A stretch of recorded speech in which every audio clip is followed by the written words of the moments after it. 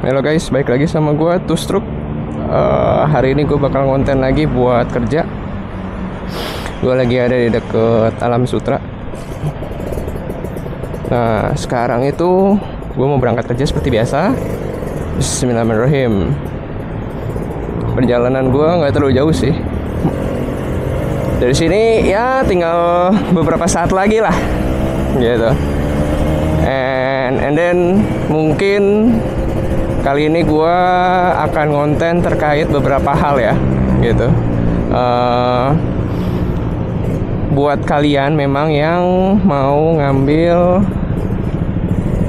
motor Ninja RR, beberapa hal ya yang mungkin lo harus perhatiin, dan mungkin juga beberapa istilahnya kendala yang mungkin biasanya ada di motor Ninja RR 2000-an sampai 2015. Yang pastinya yang pertama itu kendala Ninja RR tuh yang pernah dialamin ya, disclaimer dulu sama gue, pernah dialamin. Jadi motor yang pernah gue alamin itu lebih ke arah radiator yang pertama. Jadi problemnya itu radiatornya bermasalah. Terus habis itu dari radiator balik ke si tabungnya istilahnya. Jadi beberapa permasalahan yang memang sering gue alamin di motor Ninja RR itu radiator. Jadi si radiatornya tuh mungkin udah mampet kali ya karena motor lama. Nah itu lo perlu diservis. Radiator murah sih, servis radiator paling sekitar 200-an, itu udah paling mahal seingat gue kayak gitu. Biasanya nggak terlalu mahal buat servis radiator. Itu lu bawa aja ke bengkel atau enggak ke tukang radiator juga bisa. Terus sekalian lu isi sama air radiator yang baru. Itu buat radiator ya. Yang pertama tuh biasanya radiator yang lu harus cek. Terus selain radiator itu ada, yang kedua itu biasanya itu ke kips. Jadi motor ini kan ada kipsnya, Ninja RR maupun Ninja R itu ada kipsnya biasanya. Nah itu yang harus dicek. Biasanya kipsnya macet. Jadi itu pas di RPM sekitaran berapa ya? 7.000 kalau 7.000 di sini nih.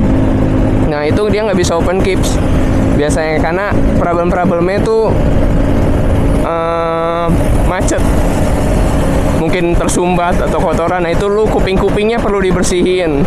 Biasanya pakai cleaner karbu juga udah selesai sih. Biasanya kendalanya itu di kipsnya macet, atau enggak tiang tuasnya tuh yang biasanya macet. Nah itu lu harus benerin biasanya gitu. Atau kutikan ya, dibilangnya kutikan si kipsnya di dekat tiang kipsnya kan itu ada kutikannya tuh yang buat pengait antara kiri dan kanan ya, biar mereka bisa gerak. Nah itu juga mungkin harus perlu disetel, takutnya salah titiknya, karena di situ ada titiknya buat ngeliatin open kips lu bekerja apa enggak. Oke, itu yang kedua. Yang ketiga, biasanya kalau Ninja RR itu problem juga di karbu.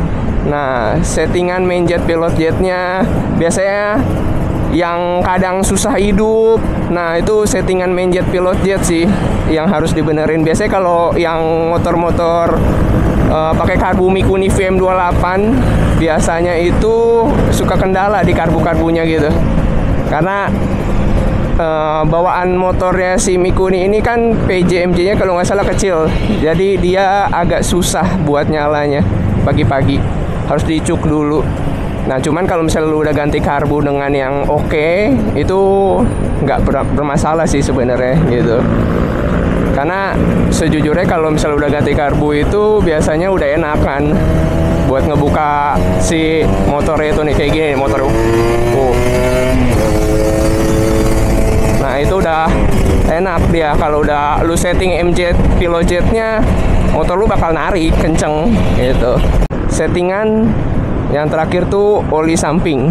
Nah, biasanya yang oli samping ini kalau motor yang dulu ya, yang punyanya, biasanya kan kita nggak tahu tuh dia tuh settingannya kayak gimana, oli sampingnya apa diiritin.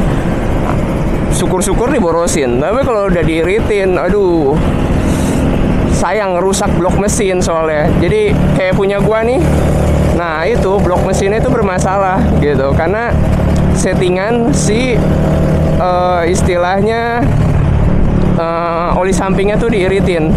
Jadi problemnya di situ. Kalau misalnya oli sampingnya nggak diiritin, mungkin nggak akan problem gitu. Dari situ sih sebenarnya untuk settingan-settingan yang mungkin memang ya kendala-kendalanya di situ. Jadi selain itu mungkin harus dicek-cek lah secara berkala. Mulai dari yang tadi, yang pertama radiator, terus yang kedua itu mungkin kipsnya, kupingnya, terus habis itu selanjutnya settingan untuk si main jet, pilot jet, karbu. Terus selanjutnya adalah settingan untuk si oli samping. Nah, itu beberapa kendala yang memang sering banget gitu terjadi di motor Ninja RR 2 tak. Nah, biasanya motor Ninja kayak gini jarang orang tuh ngecekin kabel-kabel, jarang banget. Karena menurut mereka yang penting motor nyala, mesin bagus ya oke gitu. Cuman kalau misalnya kabel-kabel yang nggak dibenerin mah sama aja bohong gitu. Biasanya gitu. Jadi motor-motor jadul gitu biasanya kabel-kabelnya sih yang harus lu benerin. Karena kalau kabel-kabelnya lu nggak benerin ya percuma gitu. Cuman lu berekspektasi si motor lu oke dengan mesin, tapi kabel-kabelnya lu nggak bersihin ya sama aja gitu. Karena yang gua alamin motor ini, si kabel-kabel itu udah kayak haus gitu, udah emang problem ya gitu. Nah itu lu harus benerin juga gitu kabel-kabelnya gitu. Biasanya kalau motor-motor yang kayak gini, Ninja gini, itu perawatannya ya hampir sama sih 11-12 sama motor-motor yang memang dia bawaannya Kawasaki ya gitu, memang agak berat dan memang ekstra ya, lu perlu uang buat ngeluarin kalau mau sampai sehat, bener-bener sehat kayak gini gitu. Apalagi kalau misalnya lu emang demen banget sama motor Ninja, lu restorasi, wow, bisa habis puluhan juta gitu. Apalagi kalau misalnya lu emang restorasinya bener-bener full ori, terus juga lu tambah-tambahan dengan variasi yang rem-rem ori, itu gila, itu bisa puluhan, ya dari belasan sampai puluhan juta lah kayak gitu.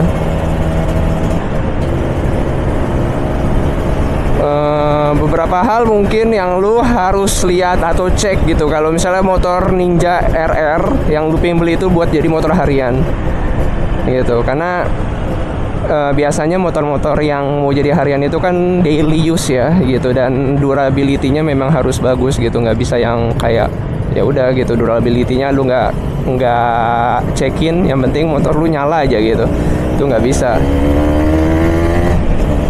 Itu lu perlu dicekin juga gitu.